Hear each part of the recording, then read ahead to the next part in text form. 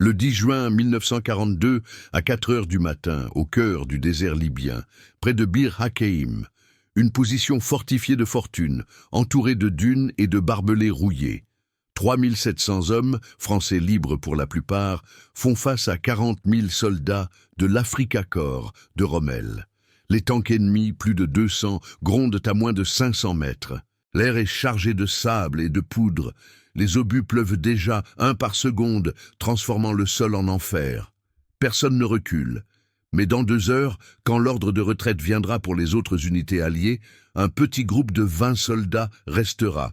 Ils tiendront jusqu'au bout, et l'ennemi paiera cher, plus de 5000 morts de leur côté, pour en sauver des dizaines de milliers d'autres. C'était une situation impossible. Bir Hakeim, un ancien fort ottoman à peine visible sur la carte, au milieu de nulle part. Les Français libres y étaient arrivés en avril, après une marche forcée de 800 kilomètres à travers le désert. Ils savaient que Rommel visait Tobrouk, la clé de l'Afrique du Nord. Si Bir Hakeim tombait trop vite, les Alliés perdraient tout. Mais ce matin-là, les canons ennemis hurlent sans relâche. Les mitrailleuses crachent du feu. Et au centre de la position, dans un bunker de sacs de sable, le sergent Pierre Laurent serre son fusil. Il a 32 ans. Ses yeux scrutent l'horizon rougeoyant. Il sait que la vague arrive. Bientôt, les tanks perceront les lignes. Les hommes autour de lui transpirent. Elle charge les chargeurs. Pas un mot, juste le bruit, le fracas qui monte. Reculons de quelques mois. Pierre Laurent n'était pas né pour la guerre. Il venait d'un petit village près de Lyon, en France occupée. Ouvrier dans une usine d'armement avant 1940, il avait vu les Allemands envahir son pays sans pouvoir rien faire. Sa femme, Marie, et son fils de 5 ans étaient restés là-bas, sous la botte nazie. Pierre avait fui en 1941, traversé les Pyrénées à pied, gelé et affamé. Il s'était engagé chez les Français libres à Londres avec De Gaulle, pas par héroïsme, par rage. Il voulait frapper l'occupant, où qu'il soit. Pierre n'était pas un soldat d'élite. Grand, costaud, avec des mains calleuses d'ouvrier, il parlait peu, écoutait beaucoup. Ces hommes le suivaient parce qu'il était fiable. Dans l'entraînement au Sahara, il avait déjà montré sa trempe. Une fois, lors d'une manœuvre sous tempête de sable, son peloton s'était perdu. Les rations finissaient, l'eau manquait. Pierre avait tracé la voie avec une boussole et son instinct. Ils étaient rentrés en 3 jours, sans perte. C'est pas de la chance, c'est du boulot, disait-il simplement. Mais la guerre l'avait déjà marqué avant Bir Hakeim, en Libye, en mars 1942, lors de la bataille de Gazala. Son unité avait été prise en tenaille par les Italiens. Pierre commandait une section de 20 hommes. Les ennemis, 3 fois plus nombreux, avançaient avec des chars légers. Les balles sifflaient, les explosions secouaient la terre. Un de ses amis, un gars de Marseille, s'était fait arracher la jambe par un éclat. Pierre l'avait traîné sur 200 mètres, sous le feu, jusqu'à un ravin. Il avait bandé la plaie avec son propre ceinturon, crié des ordres pour couvrir la retraite. Ils avaient tenu 2 heures de plus que prévu, permettant à un convoi britannique de s'échapper. Pour ça, il avait eu une mention au bulletin. Mais Pierre n'en parlait pas. « On fait ce qu'on peut », grognait-il. À Bir Hakeim, l'arrivée avait été un cauchemar. Fin mai, les 15 jours de siège avaient commencé. Rommel avait lancé son offensive le 26, les bombardements constants. Les Stukas allemands piquaient en rase-motte, leurs sirènes hurlant comme des démons. Pierre avait vu un de ses hommes se faire emporter par une bombe, réduit en miettes en 1 seconde. La soif rongeait tout le monde, l'eau rationnée à 1 litre par jour, sous un soleil à 45 degrés. Les nuits, les patrouilles dans le noir, à ramper entre les mines. Pierre organisait les tours de garde, réparait les armes avec des bouts de fil de fer. Il avait déjà perdu 5 hommes en 1 semaine. Des tirailleurs sénégalais, solides comme des rocs, fauchés par les snipers. La tension montait jour après jour. Le 5 juin, une attaque massive. Des vagues d'infanterie italienne, soutenues par des mortiers. Pierre et son groupe avaient tenu un secteur de barbelés. Ils avaient tiré jusqu'à ce que les canons surchauffent. Les corps ennemis s'entassaient à 30 mètres. Pierre avait dû décider, abandonner un blessé ou risquer tout le peloton. Il avait choisi de charger à la baïonnette pour couvrir l'évacuation. Un Italien l'avait blessé à l'épaule, une entaille profonde. Il s'était fait recoudre sur place avec du fil et une aiguille rouillée. Pas le temps pour plus. « Ça tiendra », avait-il dit à son infirmier. Maintenant, le 10 juin, l'aube approche. Les obus continuent de pleuvoir. Pierre sent le sol trembler. Ses hommes, une vingtaine, sont blottis dans le bunker. Le radio crachote. Les Britanniques reculent à l'est. L'ordre de repli arrive pour Bir Hakeim. Mais Koenig, le commandant, refuse. Pas un pas en arrière. Pierre hoche la tête. Il sait ce que ça veut dire. Les tanks ennemis percent à l'ouest. Le bruit des moteurs diesel couvre tout. À 100 mètres, les silhouettes blindées émergent du sable. Les mitrailleuses alliées répondent, en rafales courtes. Un tank explose, projetant des flammes dans l'air, mais d'autres avancent. Pierre crie « Chargez les grenades, visez les chenilles !» Ses mains serrent le fusil. Le cœur bat fort, mais calme. Il a déjà vu pire. Ou presque. La poussière monte en nuages épais. Un obus frôle le bunker, arrachant un morceau de mur. Un homme hurle, touché à la jambe. Pierre le tire en arrière, bande vite. Tiens bon. Dehors, les cris des ennemis se mêlent au tir. La ligne plie, mais ne rompt pas. Pierre sort, fusil au poing. Il voit un tank à 50 mètres, son canon pivotant. Il court, zigzag. Lance une grenade. L'explosion secoue l'air, le chenil se bloque, mais d'autres arrivent. La bataille s'embrase. 20 contre des centaines. Et Pierre sait, c'est maintenant ou jamais. Les tanks grondent plus fort maintenant. Pierre se jette à terre, le sable collant à sa sueur. À Bir Hakeim, le 10 juin 1942, l'aube n'apporte aucun répit. Les chenilles cristent sur les rochers, écrasant les barbelés comme du fil. Son groupe, 20 hommes usés, riposte depuis le bunker. Les fusils crachent, les balles ricochent sur l'acier blindé. Un second tank s'immobilise, touché par une grenade d'un tirailleur sénégalais. L'explosion envoie une gerbe de métal dans l'air et un cri étouffé monte de l'intérieur. Mais 10 autres suivent, alignés comme une muraille mouvante. Pierre rampe vers une position avancée, un creux entre deux dunes. Ses hommes le couvrent, leurs tirs couvrant le bruit de ses bottes. Il a déjà fait ça avant. En avril, lors d'une patrouille nocturne près de la frontière égyptienne, son peloton avait surpris un convoi italien. 10 camions chargés de munitions. Pierre avait décidé l'attaque sans attendre les ordres. Ils avaient frappé à la grenade, incendié 3 véhicules en 5 minutes. Les autres avaient fui dans le noir. Pas de perte de leur côté, juste des caisses récupérées, qui avaient armé la première brigade française libre pour un mois. Koenig lui-même avait tapé sur l'épaule de Pierre après. « Du bon travail, sergent !» Pierre avait hoché la tête, rien de plus. Il n'aimait pas les compliments, ça rendait les choses trop faciles. Ici, c'est différent. Les tanks sont à 30 mètres. Le canon principal d'un Panzer pivote, vise le bunker principal. Pierre hurle. À terre, l'obus part, un sifflement aigu. L'impact déchire l'air, un mur de sable et de débris vole. 2 hommes de son groupe sont projetés, l'un saigne du crâne, l'autre ne bouge plus. Pierre court vers eux, tire un blessé par le col. « Bouge-toi !» Le type, un jeune de Bordeaux, tousse du sang mais se relève. De retour au creux, Pierre recharge son fusil. Ses mains ne tremblent pas. Il a appris ça à Londres, lors des entraînements interminables. Des nuits à viser des cibles dans le brouillard, à répéter les ordres jusqu'à l'épuisement. La guerre, c'est pas du cinéma, disait l'instructeur. Pierre hochait la tête. Il savait déjà. La radio grésille dans le bunker. La voix de Koenig. Claire, malgré les parasites. Tenez la ligne ouest. Les renforts britanniques arrivent dans 2 heures. 2 heures. C'est long dans cet enfer. Les Stukas reviennent. Leurs moteurs hurlants couvrent le désert. Une escadrille de 5 piques largue ses bombes. Le sol tremble comme un cœur affolé. Une explosion à 20 mètres emporte un canon anti-char. 3 artilleurs avec. Pierre voit les corps tournoyer dans l'air, retomber inertes. Il serre les dents. En mai, pendant le premier siège, il avait perdu son meilleur ami comme ça. Un bombardement surprise, une bombe directe sur leur tranchée. Pierre avait creusé à main nue pendant 1 heure, sorti le corps mutilé. Il avait enterré le gars lui-même, une croix de fortune en bois de caisse. « Repose-toi, Jean. » Depuis, il évitait les noms dans les prières, trop dur. Les tanks persons maintenant. Un groupe d'infanterie italienne suit, rampant derrière les blindés. Casques coloniaux, fusils en bandoulière.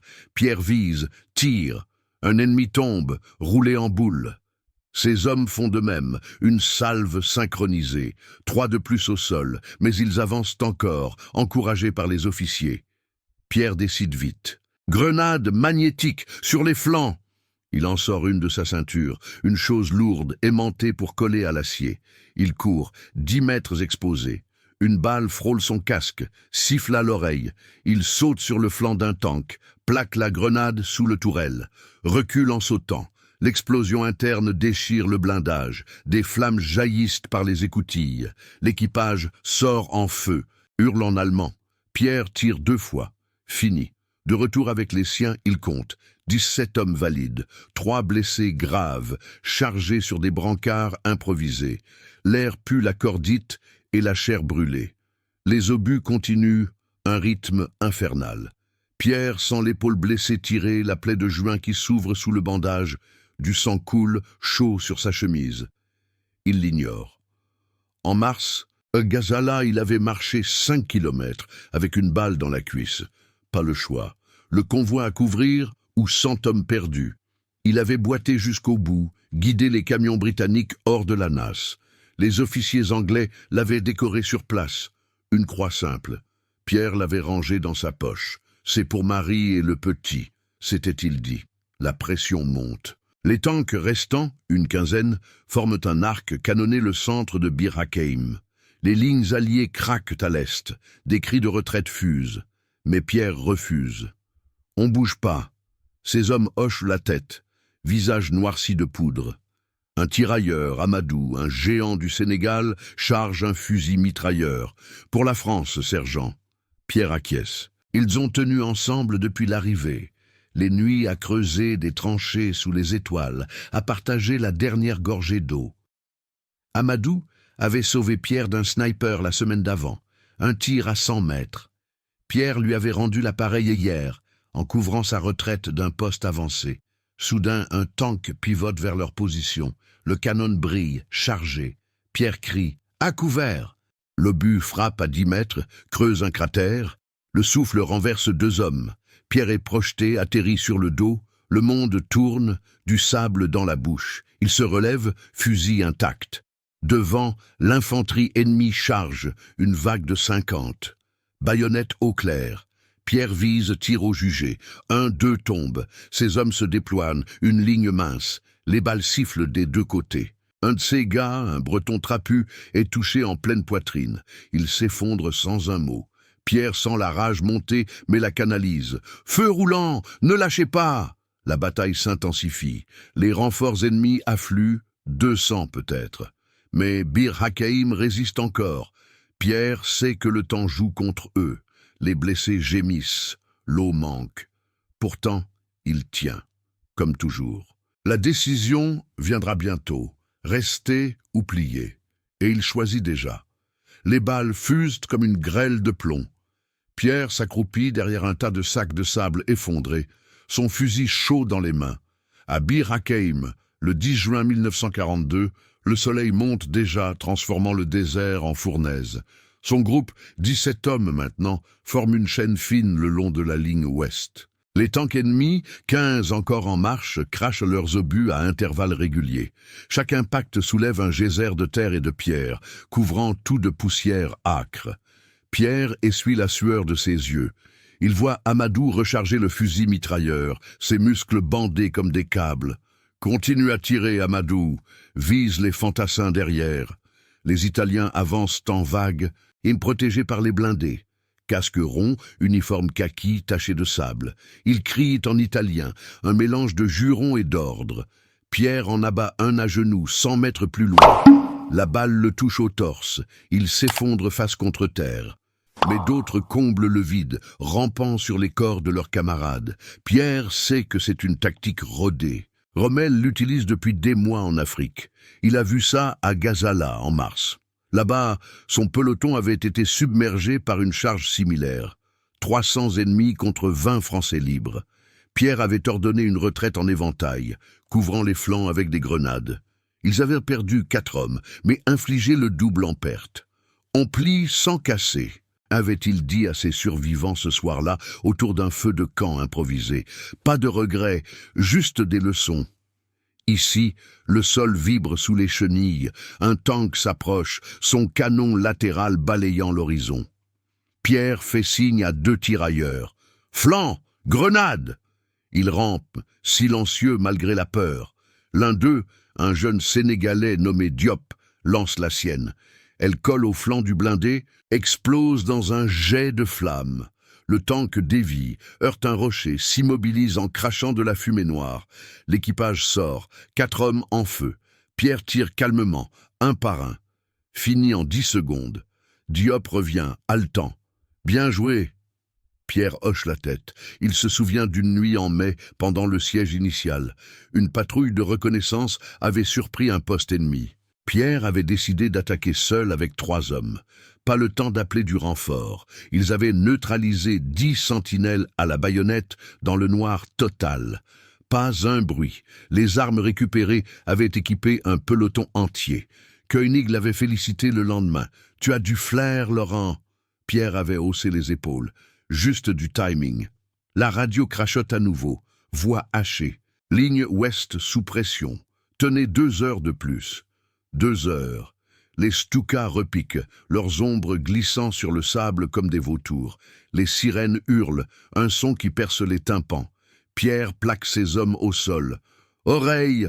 Les bombes tombent en salve à 50 mètres. Une explose près d'un bunker adjacent, envoyant des éclats qui sifflent comme des frelons.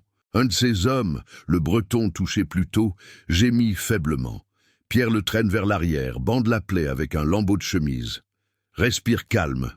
On va te sortir. Le type murmure. Merci, sergent. Pierre ne répond pas. Il a déjà fait ça trop de fois. En avril, près de la frontière, un convoi piégé par des mines. 3 camions détruits, 12 blessés. Pierre avait organisé l'évacuation sous un feu nourri, portant 2 hommes sur son dos pendant 1 kilomètre. La peau brûlée par le soleil, les poumons pleins de poussière. Ils avaient tous survécu. C'est le devoir, s'était-il dit en rentrant, épuisé. Les ennemis resserrent l'étau. Les tanks restants, 12 maintenant, forment une ligne, leurs mitrailleuses balayant le terrain. Les balles labourent les dunes, arrachant des mottes de terre sèches. Pierre voit un groupe d'Italiens contourner par le sud, une trentaine, avec des mortiers portatifs. Ils installent vite, tirent une première salve, l'obus atterrit à 20 mètres, creuse un trou fumant. Ces hommes ripostent, une rafale qui fauche 5 assaillants. Pierre court vers un point surélevé, un monticule de rochers. Il s'y poste, vise le chef de section ennemi. Un officier avec des épaulettes, criant des ordres. La balle le touche à la gorge. Il s'écroule, gargouillant. Les autres hésitent une seconde. Pierre en profite. « Feu! Tout sur eux !» C'est 20. Non. 16 maintenant, concentrent leurs tirs. Les mortiers sont abandonnés, les hommes fuient vers les tanks. Mais le coup monte. Un tirailleur est fauché en pleine course, une balle dans le dos. Il tombe face en avant, immobile. Pierre sent la ligne s'amincir. L'air est épais de cris et de fumée. Les blessés s'accumulent, 5 graves, chargés sur des toiles tendues entre des fusils. L'infirmier, un petit gars de Paris, court d'un à l'autre, injectant de la morphine avec des seringues usées. « On manque de tout », murmure-t-il à Pierre. Celui-ci acquiesce. Il a connu pire en mars, à Gazala, une embuscade italienne, sous une pluie de mortiers. Son groupe coincé dans un oued sec. Pierre avait escaladé une paroi abrupte sous le feu pour signaler leur position par radio. Les renforts étaient arrivés juste à temps, sauvant les 15 survivants. Blessé à la main par un éclat, il avait continué à tirer 1 heure de plus. « Pas le moment de flancher !» avait-il grogné à travers la douleur. Le soleil tape dur maintenant, à 6 heures. La soif ronge les gorges. Pierre avale une gorgée de sa gourde, presque vide. 1 litre par jour, c'est la règle depuis des semaines. Ses lèvres craquelées saignent. Il distribue les dernières pastilles de sel à ses hommes. Partagez. Amadou refuse la sienne. « Gardez-la, sergent, vous en avez plus besoin. » Pierre l'arrange. Loyauté comme ça, il l'a vu naître dans les marches forcées. 800 kilomètres du Tchad à la Libye, en camion brinque-ballant. Pierre avait partagé sa ration avec un gamin malade, un volontaire de 16 ans. Le petit avait tenu jusqu'à Bir Hakeim, mais succombé à une dysenterie en mai. Pierre avait creusé la tombe seul, au crépuscule. Pas de cérémonie, juste un dors bien petit. Les tanks reprennent l'assaut. Un Panzer IV émerge d'un nuage de poussière, son canon pointé droit sur leur position. Pierre crie « Anti-char, vite !» Un canon de 37 mm caché derrière des dunes pivote. Le tireur vise, fait feu. L'obus touche la tourelle, la fait sauter comme un bouchon. Flammes et cris à l'intérieur. Mais deux autres tanks répondent, leurs obus sifflant. L'un frappe le canon anti-char, le démonte en un instant. 3 artilleurs morts sur le coup. Pierre jure intérieurement. Il a perdu un tel canon en mai, lors d'une contre-attaque. Rommel avait lancé 100 blindés sur le secteur Est. Pierre commandait une section d'infanterie pour les ralentir. Ils avaient posé des mines artisanales avec des boîtes de conserve remplies d'explosifs. 5 tanks détruits, mais 10 de ces hommes partis. On paie pour chaque mètre, avait dit Koenig après. Pierre avait opiné. C'était la vérité nue. La vague ennemie gonfle. 150 fantassins maintenant soutenus par les blindés. Ils chargent en hurlant, baïonnette fixe. Pierre aligne ses hommes en arc de cercle. Économie de munitions. Visez la tête. Les fusils claquent, méthodiques. 10 ennemis tombent en 10 secondes. Mais ils pressent, inexorables. Une grenade italienne atterrit près d'Amadou, explose. Il est projeté, une jambe déchiquetée. Pierre le tire en arrière, compresse l'artère avec sa main. « Tiens, Amadou, pas maintenant. » Le géant grimace, serre les dents. « Je peux encore tirer. » Pierre secoue la tête. « Non, tu vis. » Il a déjà pris cette décision. En avril, un ami pris au piège sous un tank incendié. Pierre avait hésité une seconde, puis ordonné l'abandon. Sauver les autres, mais hanter la nuit. La guerre choisie pour toi, se dit-il souvent. Les lignes plient légèrement. Les tanks percent un passage à l'ouest, menaçant le cœur de Bir Hakeim. Pierre voit les renforts alliés, des silhouettes lointaines, mais trop loin encore. 1 heure peut-être. Les obus pleuvent plus drus, 1 par 3 secondes. Le bunker principal tremble. Pierre recharge, sent son épaule saigner à nouveau. La douleur est là, constante mais gérable. Il a marché avec pire. La décision approche. Rester, c'est saigner Bir Hakeim jusqu'au bout. Et il le fera. Ses hommes le sentent. Ils tirent plus fort, visage dur. La bataille hurle autour d'eux, un chaos de métal et de chair. Mais Pierre reste calme. Il a toujours été comme ça, prêt pour le pire. Le chaos s'épaissit comme un brouillard de sang et de fer. Pierre ajuste son casque, le sable collant à la visière fêlée. À Bir Hakeim, le 10 juin 1942, 7 heures du matin, les tanks ennemis, 10 encore opérationnels, forcent le passage ouest. Leurs chenilles broient les rochers, un grondement sourd qui fait vibrer les eaux. Son groupe, 16 hommes valides, se replie sur une crête étroite, un dernier rempart de sacs de sable et de caisses vides. Les blessés, 5 maintenant, sont traînés en arrière par les plus forts. Amadou, la jambe bandée serrée, refuse une civière. Il rampe, fusil en main, et tire une rafale qui fauche 2 Italiens à 30 mètres. Pierre scanne l'horizon. Les Stukas ont filé, mais les mortiers ennemis reprennent, leurs obus sifflant en arc lent. Un explose à 15 mètres, soulevant une gerbe de terre qui enterre un tirailleur à moitié. Pierre le déterre d'un geste, le secoue. « Debout, Kofi. Pas fini. » Le gars tousse, crache du sable et reprend son poste. Pierre a vu pire en mai pendant le siège. Une nuit de bombardement incessant, 20 obus par minute. Son bunker avait tenu, mais 7 hommes ensevelis vivants. Il avait creusé toute la nuit, main en sang, sortant 4 survivants. Les 3 autres, partis. « On enterre plus tard », avait-il dit à l'aube, la voix rauque. Pas le temps pour les larmes. Les fantassins italiens, 180 en ligne, avancent derrière les tanks, uniformes déchirés, visages masqués de poussière.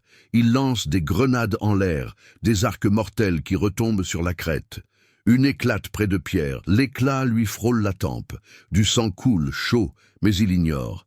Il vise un officier ennemi, un type maigre qui gesticule. La balle le cloue sur place, poitrine ouverte. Les autres hésitent, puis chargent plus fort. Pierre crie « Rafale courte, économisez !» Ses hommes obéissent, une ligne de feu précis. 8 ennemis tombent en 10 secondes, corps tordus dans le sable. Mais les tanks percent.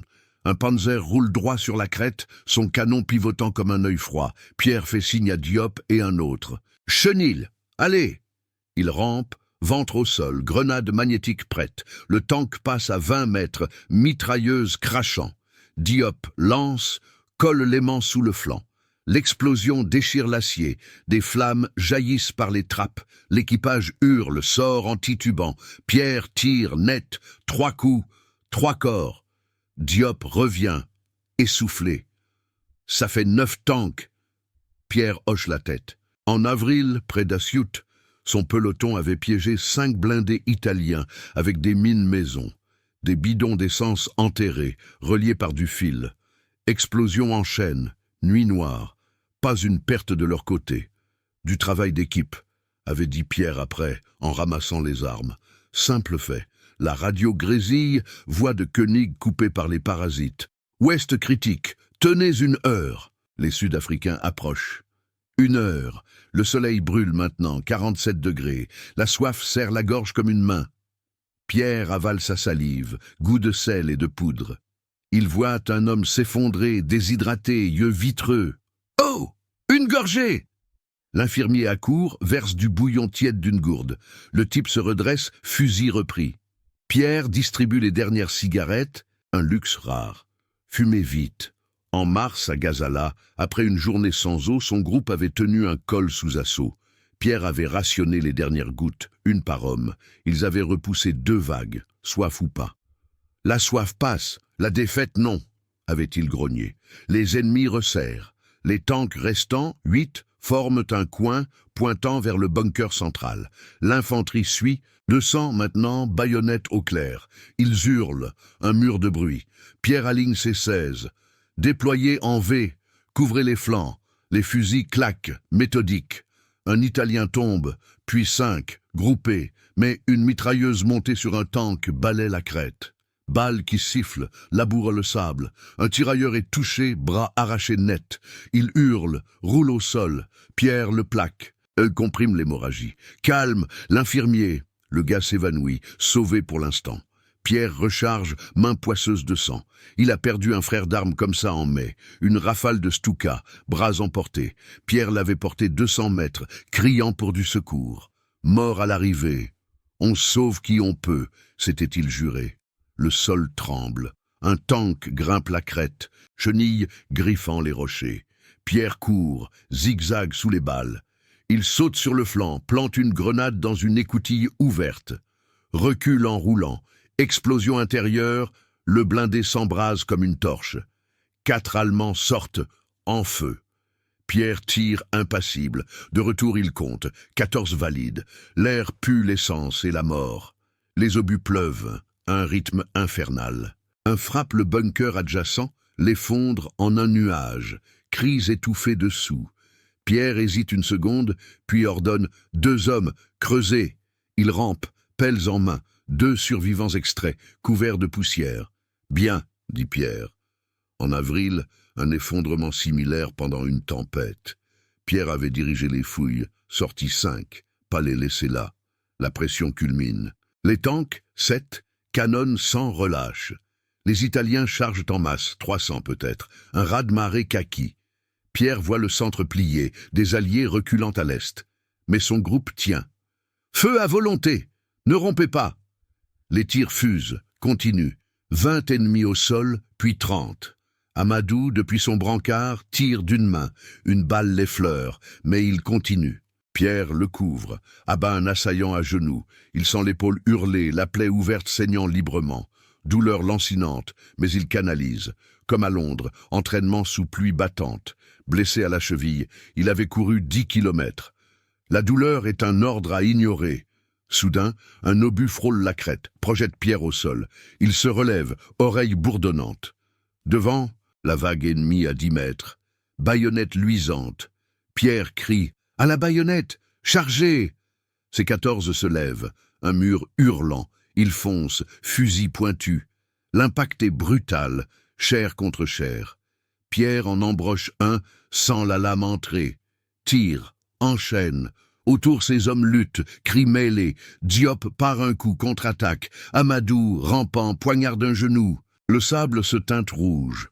Pierre combat, méthodique. Un Italien le plaque, lame au ventre. Il bloque, cogne du pommeau. L'autre s'effondre. Il a fait ça en mars, mêlé à Gazala. 20 contre 100. Pierre avait mené la charge, baïonnette en avant. 8 ennemis tués de sa main, avant retraite. La ligne ennemie recule légèrement, saignant. Mais les tanks grondent, prêts à refermer. Pierre halète, fusil fumant. Ces hommes, essoufflés, se regroupent. 13 maintenant. Un mort de plus. Un jeune fauché au cœur. Pierre serre les dents. La radio. Renforts en vue. 10 minutes. 10 minutes dans cet enfer. Il sait que le pire arrive. Les tanks pivotent, canons chargés. Pierre fixe l'horizon. Calme, prêt. La décision est prise depuis l'aube. Ils tiendront, coup ce que coup. Les tanks grondent. Un mur d'acier à 20 mètres. Pierre essuie le sang de son visage, la lame de baïonnette encore chaude. À Bir Hakeim, le 10 juin 1942, 7h15, le soleil cogne comme un marteau. Ces 13 hommes se regroupent, essoufflés, fusils pointés. La charge à la baïonnette a repoussé les Italiens de 10 pas, mais les corps s'entassent, un tapis rouge sur le sable. Pierre crie « Reformez ! Couvrez les flancs !» Sa voix porte calme malgré le chaos. Amadou, depuis son poste improvisé, recharge d'une main, grimace de douleur. Diop allait à côté, l'âme tachée. Un Panzer pivote, son canon long comme une menace. Le tireur vise la crête. Pierre voit le tube briller. « À terre !» L'obus siffle, frappe à 5 mètres. Le sol explose, un nuage de terre et de shrapnel. Pierre est projeté sur le côté, roule, atterrit sur l'épaule blessée. La douleur explose, blanche, mais il se relève en 1 seconde. Oreille qui siffle, monde qui tourne. Un de ces hommes, Kofi, gît là, poitrine ouverte, yeux fixes. Mort, instantané. Pierre serre les dents. 12 maintenant. Il rampe vers le fusil de Kofi, le ramasse. Continuez à tirer. Les Italiens reviennent, 100 rampant derrière les blindés. Cris rauques, ordres en italien, une grenade vole, atterrit au milieu. Explosion courte, 2 hommes projetés. L'un hurle, jambes brisées. Pierre court, le tire par le col. Bouge! Le type se traîne, fusil abandonné. Pierre vise, abat un assaillant à genoux à 15 mètres. La balle touche la nuque, net. Autour, ces tirailleurs répondent. Rafale précise. 5 ennemis tombent, roulent dans la poussière, mais un tank avance, chenille crissant, écrasant un corps sous ses bandes. Le bruit, un craquement humide, glace le sang. Pierre décide. Grenade! Sur le premier! Diop et un autre rampent, ventre au sol. Le tank passe à 10 mètres, mitrailleuse balayant. Balle qui labourent le sable, siffle près des oreilles. Diop lance. L'aimant colle. Recule en rampant. Explosion sourde, le flanc s'ouvre comme une boîte. Flammes intérieures, cris étouffés en allemand.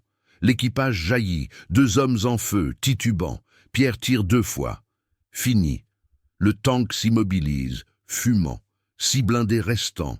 Ces hommes acclament pas, juste hochent de la tête. Pas le temps. La radio grésille. Voix de Koenig, hachée. Renfort sud-africain à 5 minutes. Tenez, 5 minutes. Éternité. Les mortiers ennemis reprennent. Obus en salve. Un frappe la crête. Enterre un tirailleur vivant. Pierre plonge les mains dans la terre. Creuse frénétique. Aidez-moi! 2 hommes accourent, pelles improvisées.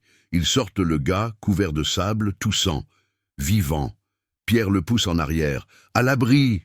Il a fait ça avant, en mai, sous les bombes, creusé jusqu'aux os pour un souffle de vie. Les tanks serrent, canon tonnant. Un obus frôle Pierre, arrache son casque. Il sent l'air chaud, le souffle qui brûle la peau. Il recharge, main tremblante 1 seconde, puis ferme. Devant, les Italiens chargent à nouveau, baïonnette luisante, 80 peut-être. Pierre aligne ses 12. Feu roulant, visez les officiers. Les fusils claquent, synchronisés. 3 tombent d'un coup, les chefs. Les autres hésitent, se dispersent. Pierre en abat un qui court, balle dans le dos. Mais une rafale de tanks balaie, touche Diop au bras. Il s'effondre, hurle. Pierre le couvre, tire sur la tourelle. « Infirmier !» Le chaos psychologique monte. Pierre sent la fatigue, comme un poids sur la poitrine. Chaque tir, un effort. L'épaule saigne, vision floue un instant. Il pense à Marie, au petit, là-bas en France. Pas le moment. Il canalise, vise un tank à 30 mètres. Anti-char restant, feu. Un obus part d'un canon caché, touche la chenille. Le blindé dérape, s'immobilise. Explosion secondaire, munitions qui sautent. Nuage de feu, 5 mètres haut. 4 tanks. Ces hommes sentent le vent tourner, tirent plus fort. 3 minutes. Les ennemis pressent. Infanterie en vague finale. 150, hurlant. Pierre voit un officier allemand, près d'un tank, gesticulant. Il vise, tire, touché à la tête, s'effondre. Les Italiens ralentissent, confusion. Pierre crie « Poussez, ne les laissez pas respirer !» Ces hommes chargent à couvert, fusils crachant, 10 ennemis au sol, puis 20. Un tank répond, obus qui explose à 2 mètres. Pierre est soulevé, retombe dur, côte qui craque, souffle coupé. Il se relève, tous du sang. 12 moins 1, 11. Un jeune breton touché au ventre gémit. Pierre le bande vite. « Tiens, petit, aide, viens !» 2 minutes. Les tanks, 3, canonnent le centre. Bir Hakeim tremble, mais la ligne ouest tient. Pierre rampe vers une position avancée, grenade en main. Un blindé à 15 mètres, portière ouverte. Il court, zigzag sous les balles, lance dedans. Explosion, flammes qui jaillissent. 2 tanks. L'équipage sort. Pierre tire. Calme, méthodique. De retour, ces hommes l'accueillent d'un regard. Amadou, pâle, murmure « On l'a, sergent !» Pierre hoche. Un seul tank restant, isolé. 1 minute. Les Italiens reculent. Ordre crié. Corps partout. 200 peut-être. Pierre compte ses pertes. 8 valides, 4 blessés graves, un mort récent. Le tank final pivote, mais hésite. Bruit lointain, moteurs alliés. Les Sud-Africains émergent. 15 camions, canons montés. Tirs alliés, salves massives. Le dernier tank explose, touché de côté. Les ennemis fuient, laissant leurs morts. Le silence tombe, relatif. Obus stoppé, cris qui s'estompent.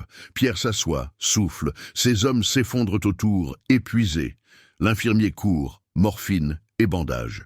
Koenig arrive par radio. « Ligne ouest sauvée, vous avez tenu ?» Pierre répond pas, juste écoute. Les Sud-Africains sécurisent, évacuent les blessés. Amadou est porté, sourit faiblement.